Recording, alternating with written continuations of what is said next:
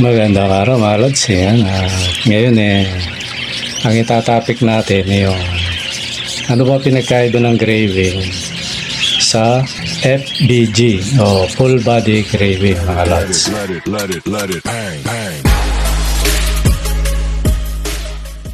Magandang araw mga idol. Yan, nandito na naman tayo. Ngayon ang itatopic natin patungkol sa yung graving at saka FBG, full body graving, at saka yung graving. Yan.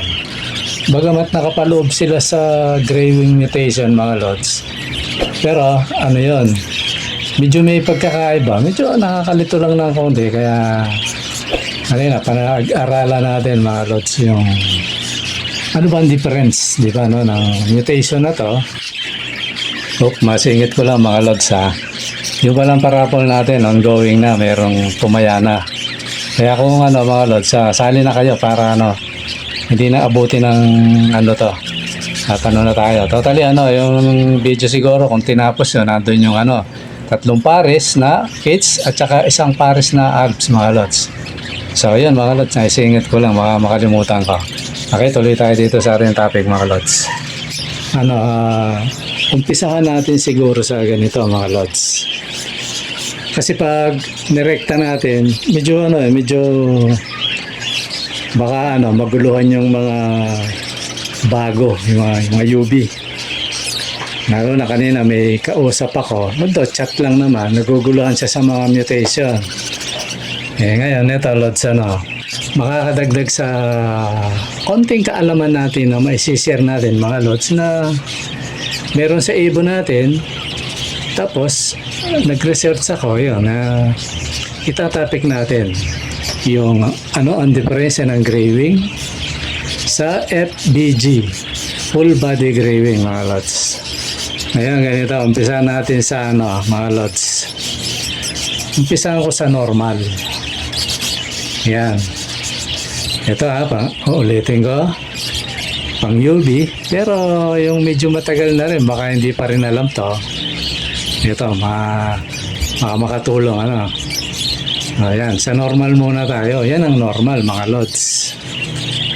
Ang tinatawag na normal Buick-Jaeger o parakeets kung tawagin sa Pilipinas. Sanay na tayo sa parakeets, kaya parakeets na lang tayo mga lods, para hindi tayo So yan yung normal, di ba Ang normal, makapal yung baring, di ba? Totally yan, wild type ang tawag dyan. Yun yung original na dominant mga lods. Yung wild type na yan. Although, yan. Totally, natapik ko na yung na yan. Ngayon, naman ang opaline mga lods. Ayan. Yan naman ang opaline mga lods. Yan, siguro sabihin natin normal opaline. Kaya tinawag na normal opaline, ganyan yung itsurang na-improve na opaline. Kasi nag-mute niya yan pinag-aralan ng mga magagaling nung araw. So ganyan ang mga lumabas dati na opaline na naging dominant din naman mga lods. Ayan, pero graving tayo, yung topic natin graving. So yun yung opaline mga lods. So ibalik natin ngayon, pagsamahin natin. Yan. So yun yung normal, yung katabi niya. Ito naman yung opaline. Yan. Diba, may pagkakaiba. So ngayon, nag-mute na naman mga lods. Dinilute. Nung na-dilute mga lods, eto siya ngayon. Yan. Totally, paalala ko lang, sa dilute, merong napakalinis na dilute. At sa dilute naman, meron namang hindi masyadong malinis. Yan. Para hindi kayo malito. Isang malinis na dilute at isang madungis na dilute. Ibig lang naman sabihin ng dilute mga lods, natunaw yung kulay. Kung mapapansin nyo, galing sa matingkad, natunaw. Mapapansin nyo yung mga itim na scallop, luminis, di ba, Kung ang nakalagay dyan so maglalagay akong dalawang sa dilute muna yan. Luminis siya. Pero dalawang klase yan, yung dilute na yan mga lods. Isang madungis at isang malinis. Doon nga nagkakatalo yan. Kaya lang ibang topic yun. Tsaka na natin yan. Kasi eto, konting lang. Para lang mag-gets yung ibig ko sabihin. Halimbawa, nag-aano ka ng rainbow. Di ba, no? Hindi pa na-dilute ng todo-todo. May bahid pa na parang mga gray.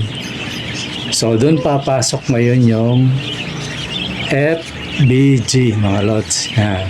Okay, babalik ko sa para hindi kayo malito. Sa opaline. Yan. FBG. So, ibig sabihin ng FBG, na-dilute siya, pero yung mga scallop niya, yan, yung nilalagyan ko ng bilog, mga lods, meron pa ang kulay gray. Sabihin, may dungis. Yan ang dungis na tinatawag. So, yan ang tinatawag na FBG. Yan. Full body gray wing. Yan. Pero tandaan niyo mga lods, ulitin ko, nasa gray mutation yan. Yung FBG na yan. Full body gray wing. Totally, ang pinaglalabanan talaga dyan, iyan. Yung scallop dyan sa may pakpak na yan. Yan, yung binilip ko na yan. Nandyan yung pinaglalabanan. Diba, no? Kasi meron yan, may clear wing, may gray wing, diba? Sa gray wing tayo, diba, mga lods, Bagamat minsan may particular na gray wing, tinatawag siyang clear wing. O, tsaka na natin yan, mga lods. Basta dito tayo sa gray wing. At saka FBG, mga lods. So ngayon, yung nasa picture, malinaw sa inyo, kahit anong kulay yan, mga lods, Okay, blue yan.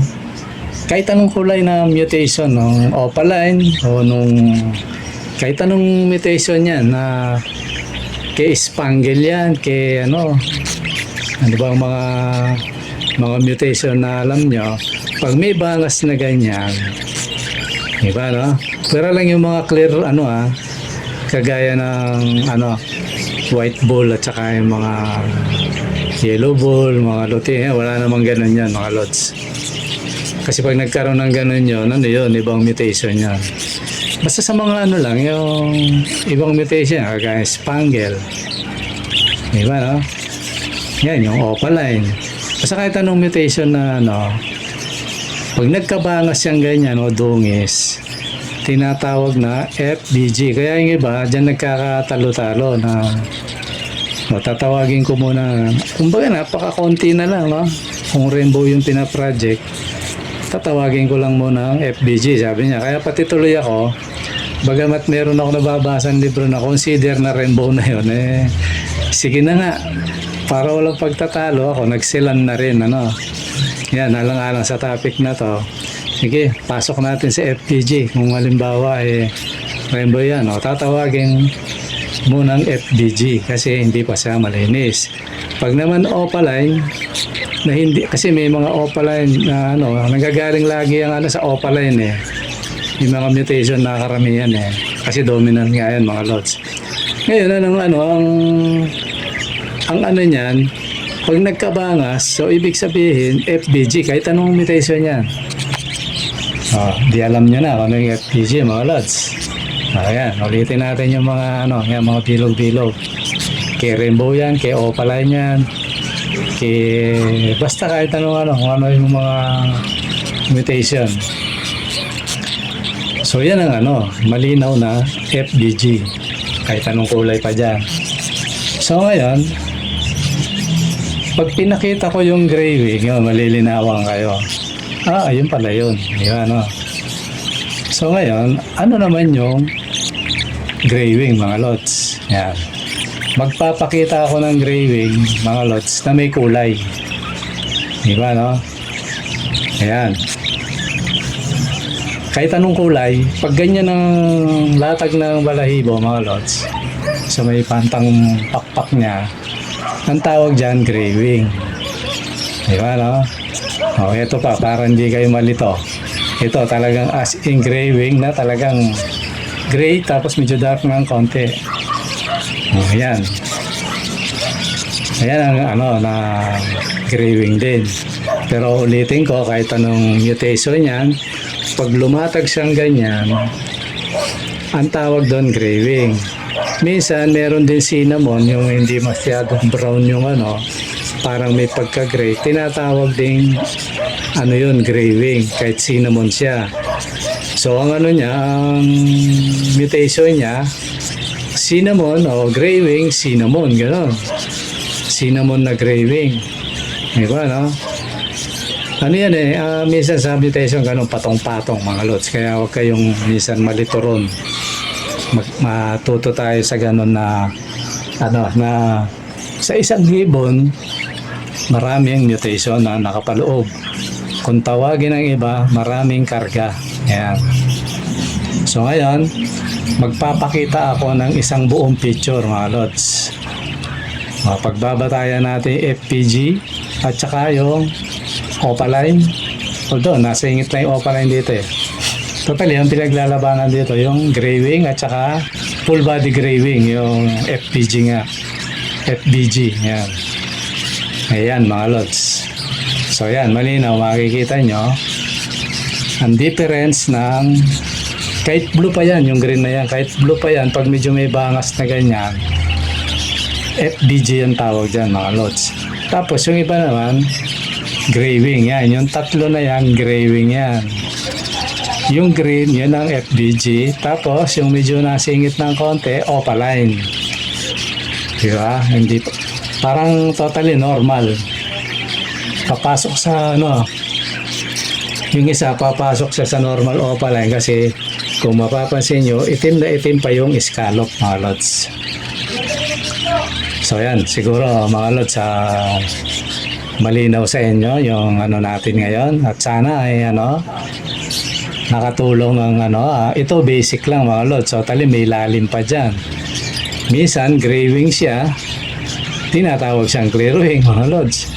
Minsan naman hindi, kaya minsan maano rin makulit din ang pag-ibon mga lods. Minsan ayokong itapik yun, alam niyo kung bakit. Doon pumapasok yung ano, nagtatalo-talo. Lalo na ako, yung mga pinapakinggan ko mga lods, libro ng marurunong yun. Hindi ako kumukuha ng ano sa walang basic, walang ano doon, walang logic doon eh.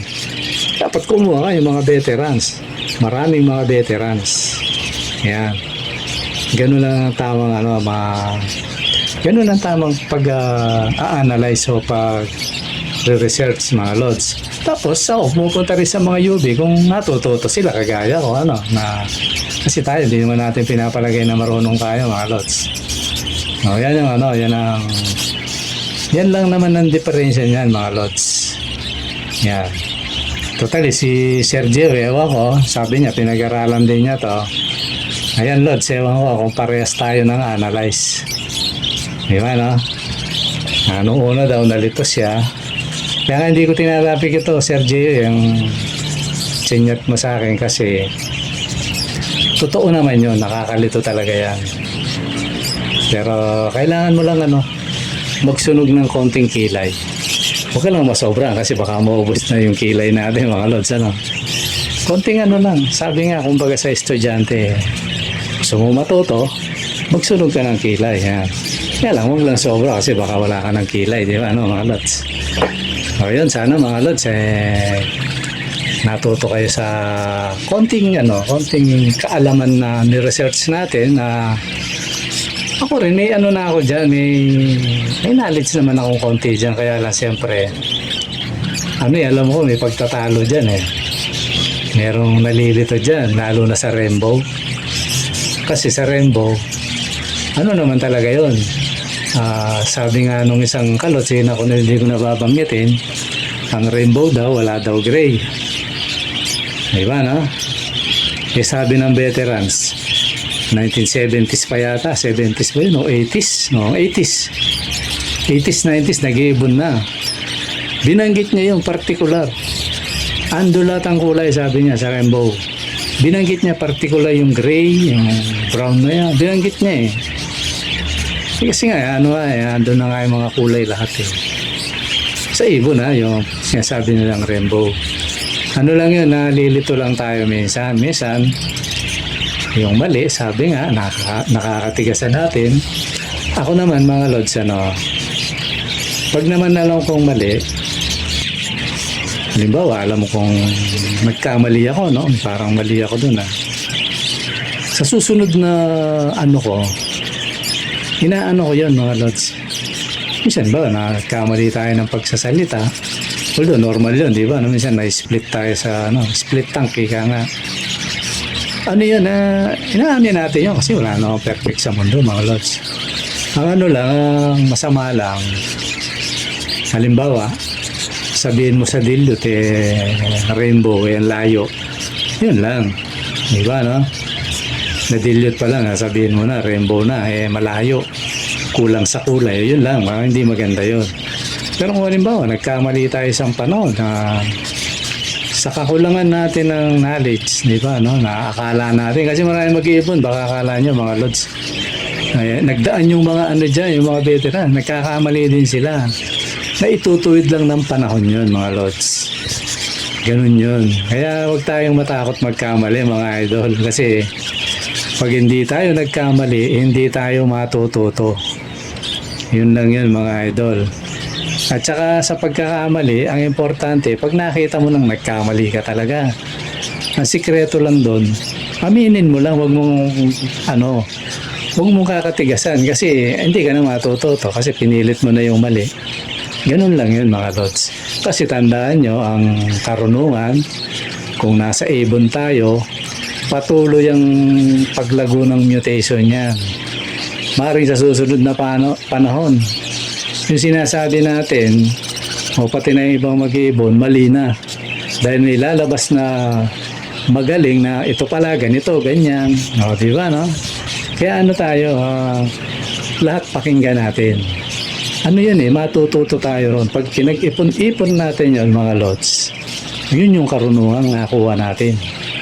Di ba, no? At least nag-ibon ka, natuto ka. Yun, kagaya ng kausap ko kanina, nag-chat kami. Sabi nga niya, wag ko nang i-share. Pero wag kang mag-alala, hindi naman ako, hindi naman niyahayag yung bawal yun. Ayoko rin namang, napapahiya yung mga tao. Tsaka hindi rin kita babanggitin ng pangalan, Totally, alam mo, Lods, nangingiti ako, alam mo kung bakit. Maring yung eto yun, madagdag ko tuloy. Naalala ko lang bigla Hindi ko nabanggitin yung kausap kanina. Pinakita niya yung mga ibon niya sa akin. Tapos parang ang dating, parang hindi yata ito. Parang, kumbaga, sa kulok yan Hindi naman loko-loko, parang naloko yata. Parang gano'n kasi, o naisahan kasi. Kumbaga, may knowledge siya sa Lutino. Alam niya, puro dilaw. Tapos pat biglang may gano'n, Pero natatawa ako, alam mo kung bakit. Alam mo, idol, ito, siguro kung nanonood ka kasi bagong subscriber to. Sa totoo, Lods, hindi ko lang kung marunong yung nagbebenta sa'yo o gusto lang kumita kasi may ganun Wala siya dun sa hinahanap mo, meron siyang available, yun ang ipipilit niya para kumita siya, Pero sa totoo, Lods, mataas ang mutation. Nung binigay sa'yo, alam mo ba yan? Mataas ang mutation. Kung malapit ka lang dito, gusto mo, palit tayo ng mga Lutino. Tsaka yung sinasabi mo, mas mataas yung mutation ng Lods. Di ba, Kaya minsan wag tayong, nabentahan tayong ibon. Although, naman, hindi naman sinabi ni Lods na parang naloko siya. Ang pagkasabi lang sa akin, parang hindi yun ang hinahanap niyang ibon. Tapos yung bandang huli, nakakita din daw siya. Ayun, tapos nakapanood sa atin. Ayun, kaya sabi ko, manood ka ng mga vlog ko, matututo ka. Kasi may mga binabanggit akong partikular na parang nasa ibon niya, hindi niya alam. Kaya sabi ko, kalkalin mo yung channel ko, panoorin mo, sabi ko sa kanya, yung kalods natin na bago. Kaya Lods, hindi ka talo. Sinabi mo yung presyo, tapos ang binigay sa'yo, ganyan. Hindi ko nababanggitin pati yung ibon. Mas mataas ang value niyan, Lods. Baka hindi mo alam. Mataas ang value dyan. Kaya ano yan, hindi ka talo dyan. Okay yan yung mga nabili mo. Ano siya, maaaring siguro, hindi natin alam kung walang knowledge yung nagbenta sa iyo o gustong kumita.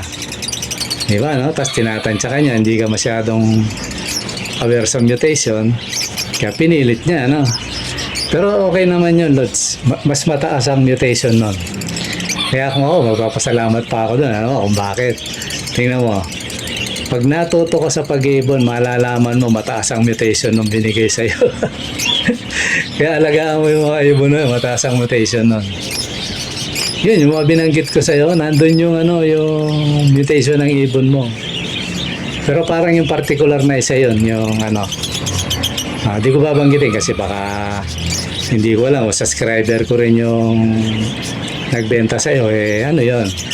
Dito, iniiwasan kong mamahiya, mga idol. Ma-open yan, yung kalos natin, o kaya nanonood, ma-open. Ang mga minsan, pinipitik ko lang dito yung makukulit. Ayun, kagaya ng tinatawag kong pogi. Buti nga, hindi na siya, hindi na siya nangungulit. Mabuti yun, ikakabuti mo yun, idol.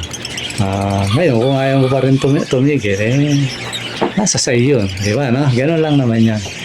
So, yun lang mga lods, sana yung binanggit ko na mutation, makatulong sa inyo mga lods. Okay, mga lods, maraming salamat sa manonood. Bye-bye.